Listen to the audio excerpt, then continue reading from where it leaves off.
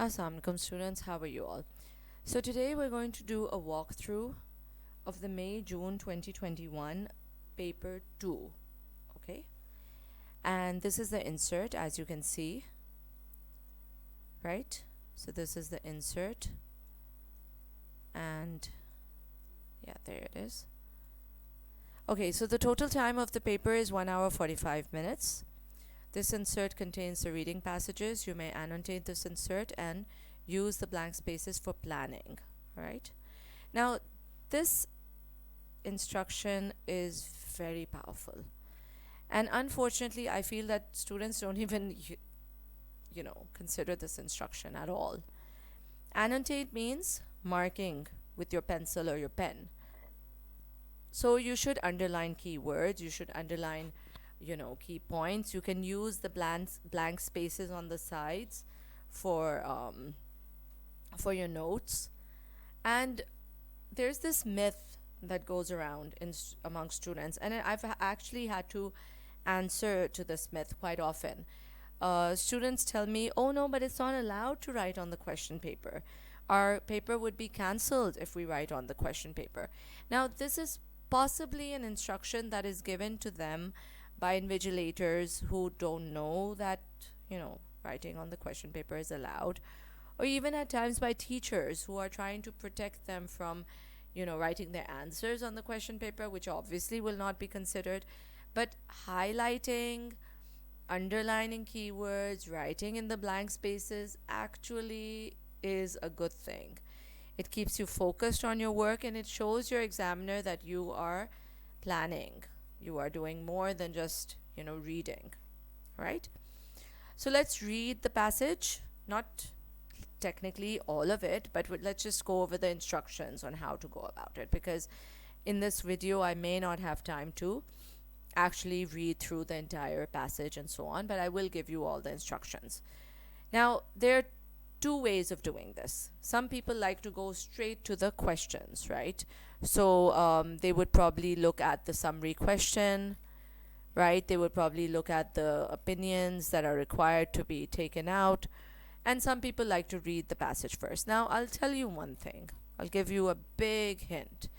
This paper is 1 hour 45 minutes long, which is gives you enough time to not just read the passage carefully, underline keywords, and then move on to the questions. You don't have to rush. And if you're rushing, you'll finish the paper before time, and then you'll just sit doing nothing. So might as well take your time.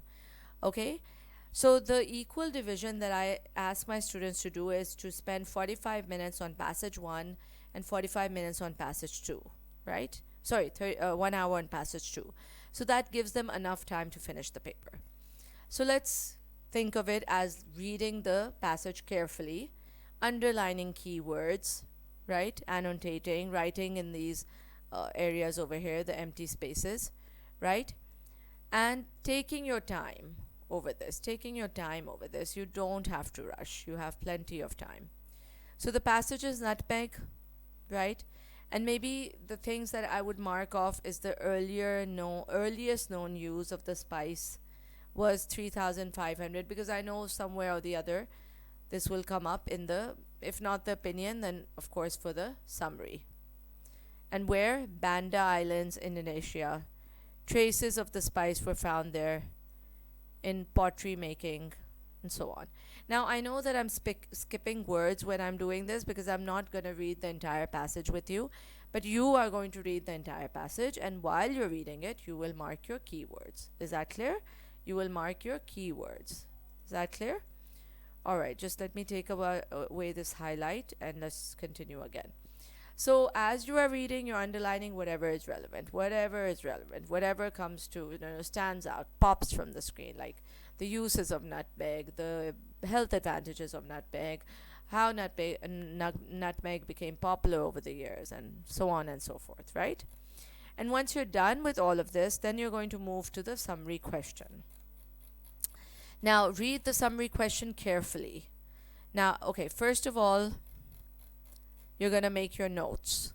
So in your notes, you're going to identify and write down the information in the passage which best describes the origins and spread of nutmeg. in former times and uses of nutmeg in modern times. So now you know you're going to look at the nutmeg, the usage of nutmeg in foreign times and in modern times, right? So you're obviously going to go back to the passage, and probably you've already underlined those points, but even if you haven't, you're going to probably underline them now, and then you're going to start collecting those points and writing them down here. At this stage, you do not need to use your own words, and I would advise you not to use your own words when you're copying from the passage, because if you start using your own words now and then you're changing it into your own words in the summary, you are losing a lot of content. Something is getting lost in translation. So please follow the instructions. Do not change them into your own words right now. Just copy them as they are, straight out of the passage, right? Okay? All right, to help you get started, the first point in each section of the notes is done for you. Okay? Okay, so, for anybody who's living in another country and does not know Urdu, sorry for the slips of the tongue, TK means, is that all right? So let's move on. Okay, so you have 12 marks for content points, okay? And you have 10 marks for the actual summary. So the first is done for you. The origins and spread of nutmeg in former times is the main topic area, and the first content point is earliest known use on Palau I, one of the Banda Islands. So this was the earliest use, and then of course there's so many more, and you're going to just start copying them straight out of the passage. What's the next use? The earliest use was, what was it? Earliest known use, right? Let's look at the next point.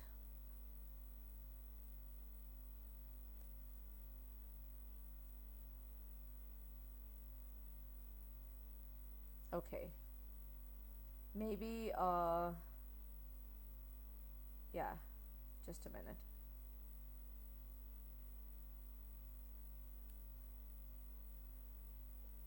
So we can talk about how in 1511 the Portuguese conquered Malacca, and they used it and so on. So that's how you're going to fill up your notes. So one is already done for you. So how many more do you need? You need 5 more to finish your 6 points for the first bullet. Then the next one is the uses of nutmeg in modern times. So the first one is done for you, the cooking of savory dishes, and then you can fill up 5 more. And once you've done that, then you start translating all of this into your own words, and then you start writing it. Now use your notes from 1A to write a summary of the origins and spread of nutmeg in former times and uses of nutmeg in modern times as outlined in the passage. Use your own words as far as possible. Now you're going to start using your own words. You will be awarded marks for producing a piece of writing which is relevant, well organized, and easy to follow. Your summary must be in continuous writing, not note form. You are advised to write between 150 to 180 words, including the 10 words given. So now they're giving an approximate. Previously they used to give an exact amount of 160. So now you have an approximate. You're in a better place. Start writing your summary. Change those points in your own words, but it should sound like a proper, continuous writing. So you're going to use transitional words. Now I've noticed in a lot of schools, teachers tell their students to use at least or at most 5 transitional words. Now why do teachers do that? Well, one, they probably do that to ensure that their students will use transitional words, and that's the only reason. It's not like a hard and fast rule, but it's just a way that they train their students so that they know their students are going to use transitional words. Because without transitional words, your summary will not sound like a complete piece of writing in a complete flow. It will rather sound like you've just taken your notes and just put them down in sentences, right? So in former times, nutmeg was used, and then nutmeg became popular. However, nutmeg also, you get my point. So transitional words are always a good idea. And if your teacher's been telling you use at least 5 or at most 5, then she's just doing it to ensure that you use it, and she's doing a good thing. She's telling you to use them, and that's going to gain you marks. All right? Once you're done, and you can proofread your work. You can see if you've added everything that was in the notes, because you're only going to get your 12 marks if you've added those points in your summary. And you can take 2 points and put them in one sentence, but those points have to be there. So you're going to get your 12 marks if those points are used. If they're not, then your 12 marks are not there. And of course, 10 marks is for the language used in the summary, right? All right, let's come to the opinion. So opinion is what? Something that is from the writer's perspective and not a fact.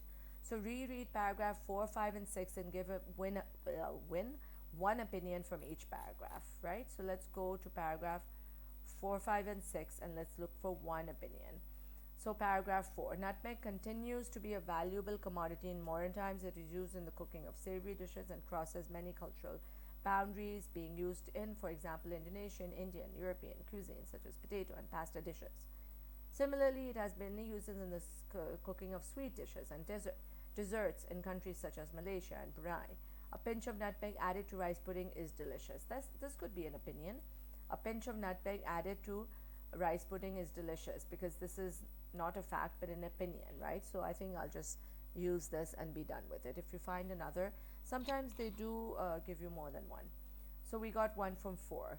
Let's look at 5. The seed of the nutmeg tree gives us not only the nutmeg spice, but the seed covering gives us mace, which has a more delicate flavor. Mace is preferable to nutmeg as it imparts a saffron-like hue to enhance the appearance of the dish. Essential nutmeg oil, so called because it contains the essence of plant's fragrance, is sometimes preferred to cooking because it leaves no particles in the food. I think we could use this as the second opinion. Yeah? All right, and paragraph 6. Nutmeg has a role in the industrial world. Nutmeg butter, commodity produced by pressing nutmeg seeds, can be used as an industrial lubricant to reduce friction between our appearance and well-being through the use of a paste made of definitely produces. Okay, this could be an opinion. Definitely produces, right? So this could be an opinion.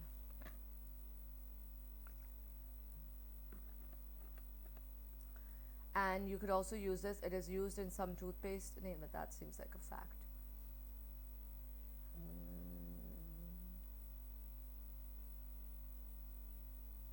It has even been linked to reducing. No, I think that's the opinion. That should be it. And even if I'm wrong, you can check the marking scheme, but you get the idea. That's how you're going to take out opinion, right? Okay, let's move on. So you're done with passage 1, right? So if you spend 45 minutes doing this, and this total mark is not the total mark for the opinion, but the total mark for passage 1, right? All right, so you're done with passage 1. Let's move on to passage 2.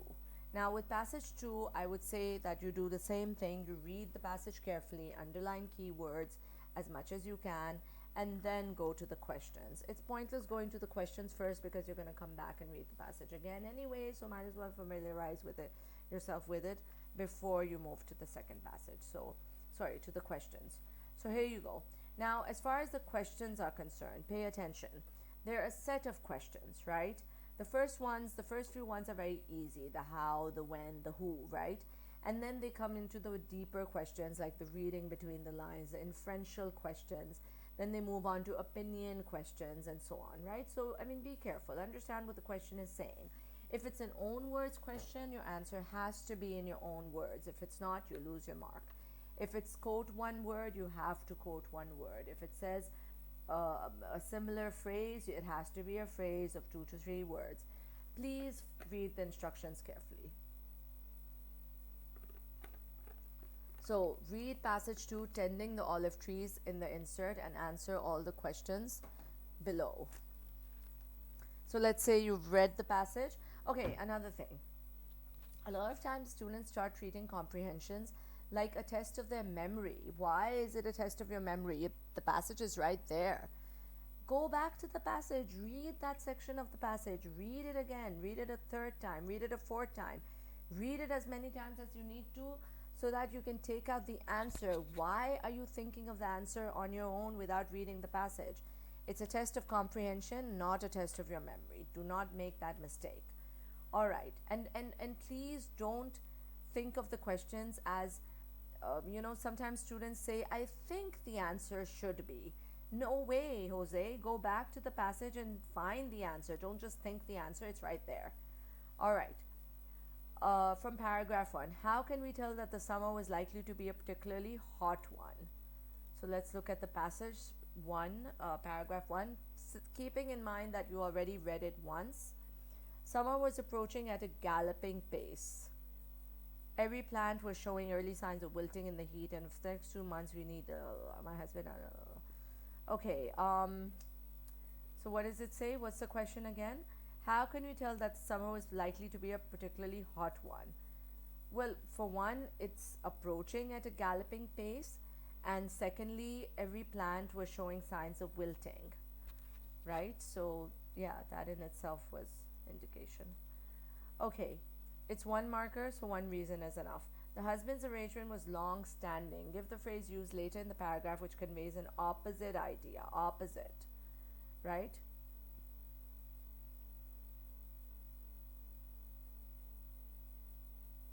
Out of the blue, I think, because long standing means something that is planned, but out of the blue is the opposite of. Now, I could solve the entire paper, but I know students have marking schemes with them, so I'm pretty sure they can do it themselves. I just want you to understand that the kinds of questions that are going to come and how to look at them. One marker means 1 point, two markers mean 2 point, right? Please understand what the question is saying. Also, underline keywords in the questions, right? Like why did the, or what approach. It's okay. Your examiner is not going to take away your mark if you've underlined, something in the question paper in the questions. It just shows that you understand the question better, right? Okay. Now, I particularly find comprehension very interesting. I actually enjoy doing it. I don't know about you. But if you enjoy doing it just like me, then I think it won't be hard for you at all, right? But if it is hard for you, then practice as much as you can. Look at mark schemes. Don't rely on red spot all the time because red spot generally has wrong answers. Okay? And yeah, good luck. Okay, let's come down to the last few questions. Of course, these are best choice answers, so be very careful in finding the answers for these. They are very similar. And what about these questions? Let's do these, okay? So, meaning means what is the meaning in the passage, but what effect means the deeper meaning, right? Galloping pace means quickly, but what is the effect? That summer is going to come quickly and it's going to be really hot. Olive trees are prey to flies, meaning they are attacked quite often by insects and flies. Effect that these olive trees are now, in need of care. They are probably infected. Okay? So best of luck with your paper 2. Please please leave your comments below, and if you want me to actually solve a paper 2, as in go through the passage one by one and go through the questions one by one, then let me know. I'll do it. There's still time. And if this is good enough, then yeah, I hope it helps. If it's good enough, it's good enough. All right, students, best of luck with your exams. I did this in a rush. I would say I had other deadlines, but I knew that your exams are coming up, and I could see the response that students gave me for paper 1. So I wanted to do this for you for paper 2 as well. I hope it helps. Take care, stay blessed, study hard. Good luck with your CAI.